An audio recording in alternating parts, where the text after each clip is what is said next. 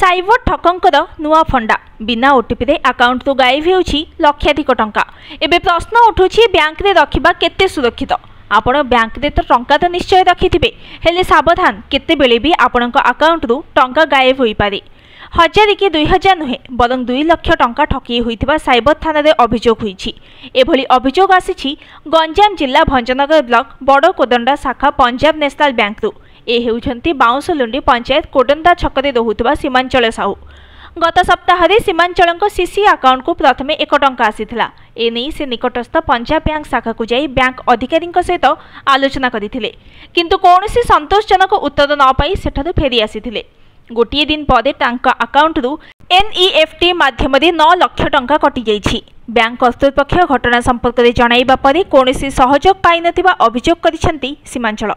आश्चर्यर विषय केवल जनकर नुहे, समान उपाय गत 6 मास पूर्व भास्कर बेहेरा अकाउंट रु 4,44,000 टंका अकाउंट रु गायब होइथिला। एने साइबर थाना और बैंक रे जणाइथिले मध्य केही गुहारी सुनि नथिबा अभियोग करिसेंती। अन्यपटे पंजाब नेशनल बैंक शाखा परिचालक कलिंग बेहेरा ग्राहकंकर कोनोसी त्रुटि जोगु एभली साइबर ठकामीर शिकार होइथिबा कहिसेंती। बैंक पक्षरु समस्त सहयोग करा जाउथबा जणाइसेंती।